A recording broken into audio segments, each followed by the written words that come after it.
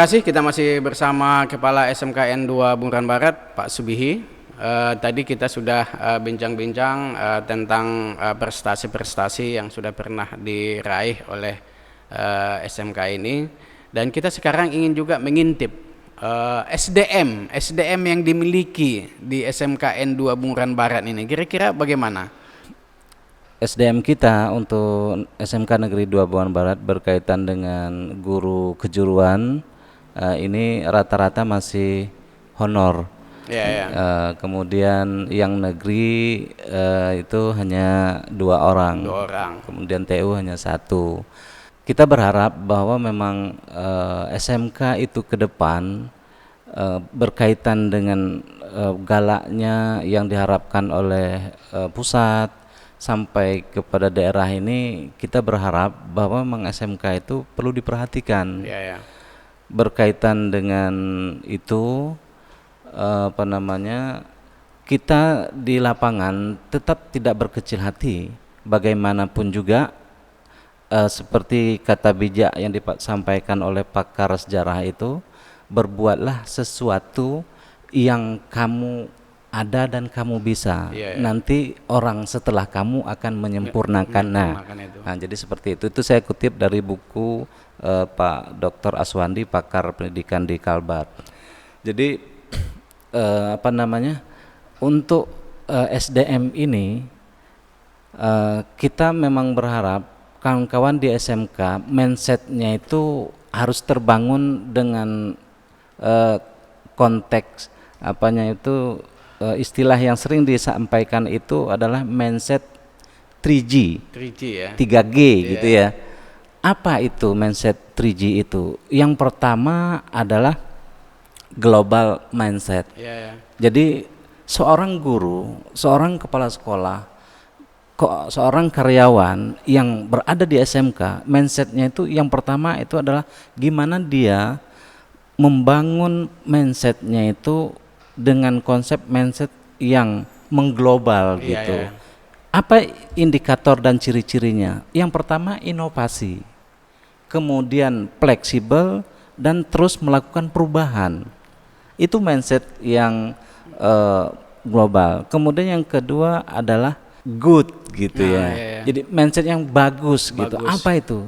Jujur, disiplin, kemudian loyalitas, kemudian achievement of motivation, itu motivasi berprestasi.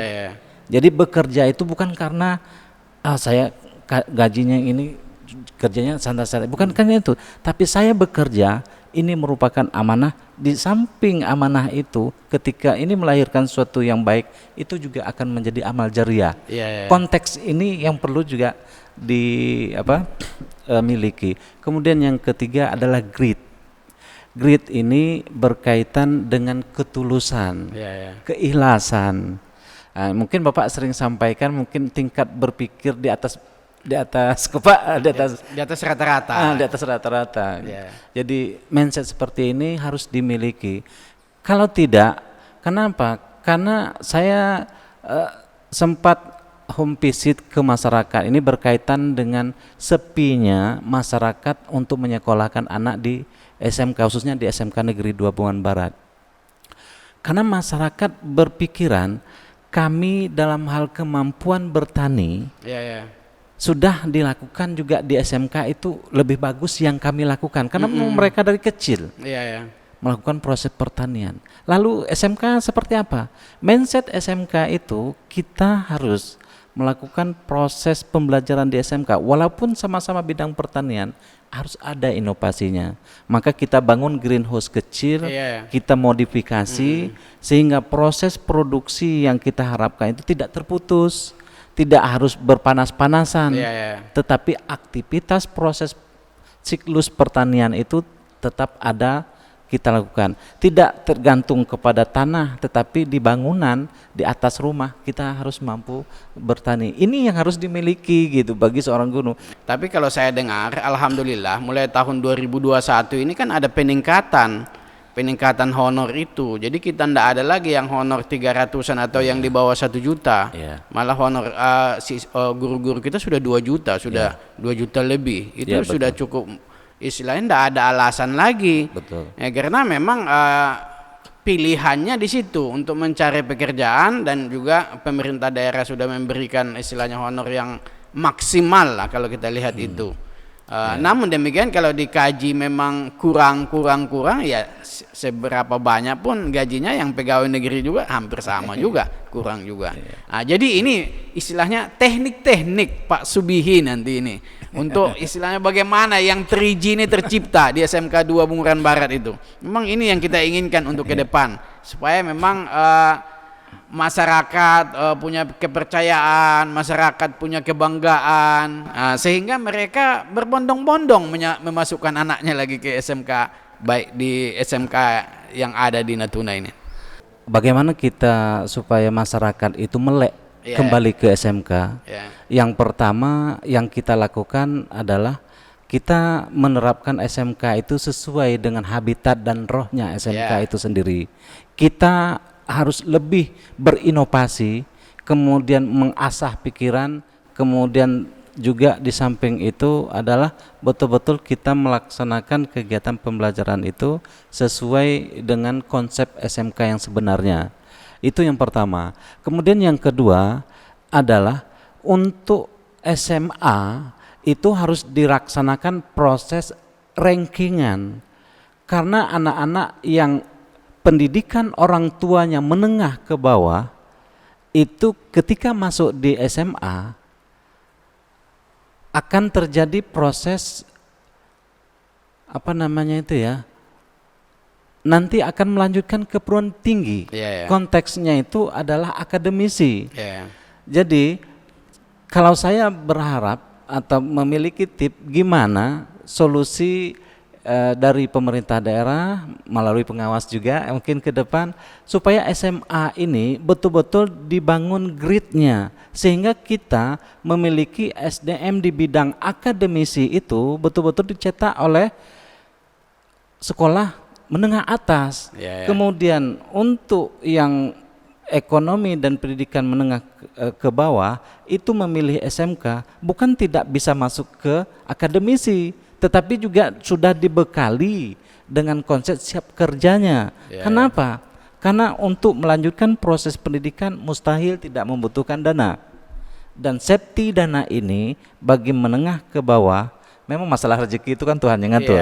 Menengah ke bawah artinya kita harus realistis. Konteks ini menurut saya perlu dipahami ke masyarakat, juga perlu diambil sebuah kebijakan. Supaya apa? Supaya antara SMA dan SMK betul-betul bekerja di wilayahnya masing-masing. Iya Pak Subi, tapi kan ini sekarang itu kan hak asasi manusia. Pendidikan itu kan istilahnya kan bebas memilih. Jadi memang makanya pemerintah tidak lagi memberikan suatu ranking, tapi memberikan istilahnya hanya berupa zonasi.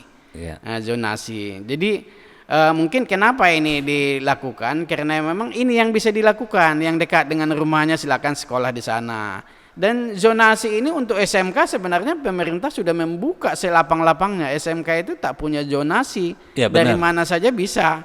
Jadi maksud saya itu bagaimana kita manfaatkan peluang yang diberikan oleh pemerintah itu. Jangan lagi kita mencari istilahnya yang belum ada peluangnya gitu, tapi carilah yang ada peluangnya. Kita pool istilahnya di mana saja, dari seluruh mana saja bisa kita ngambil siswa. Sedangkan SMA mereka hanya bisa mengambil sesuai dengan zonasinya. Kalau nanti zonasinya dia mengambil dari luar, itu harus ada persyaratan-persyaratan yang harus dipenuhi. Jadi maksud saya bagaimana kita berpikir tentang itu. Jika kita mau berpikir itu ideal, kita harus berangkat dari sesuatu yang ideal. Contoh, SMK itu berkaitan semua proses satu jurusan sama juga dengan satu SMA. Karena SMK itu adalah mahal. Semua prosesnya mahal. Ketika dua jurusan, berarti satu SMK itu sama dengan dua SMA. Dua sekolah lah itu. Dua SMA. Dua SMA. Itu mau tidak mau memang diaturannya seperti itu. Kemudian dari kekuatan kelembagaan saja SMA lebih unggul dibanding dengan SMK, siapa yang akan memilih SMK? Kalau kita tidak serius, kenapa? Karena SMK itu memang mahal. Yeah. Jadi kita bisa melaksanakan proses di SMK itu secara maksimal ketika semua sarpras itu juga terpenuhi. Juga di samping itu adalah gimana kita SMK harus memperbanyak MOU, kerjasama. Yang selama ini untuk SMK 2 Bunguran Barat, kita juga dengan Mega Mall Ahmad Yani di Pontianak kita sudah MOU, Alfamart juga, kemudian bakery di Kalbar juga sudah kita MOU. Kita ingin memang secara real, karena tadi Pak Subihi bilang SMK itu dia ciri-ciri SMK itu adalah berproduksi. Jadi sebenarnya yang kita harus tingkatkan lagi supaya siswa-siswa lebih memilih SMK mungkin MOU, peran dunia usaha, dunia industri. Kemudian masalah fasilitas juga, alhamdulillah kalau di SMK N2 Bunguran Barat itu sudah lumayan juga fasilitasnya.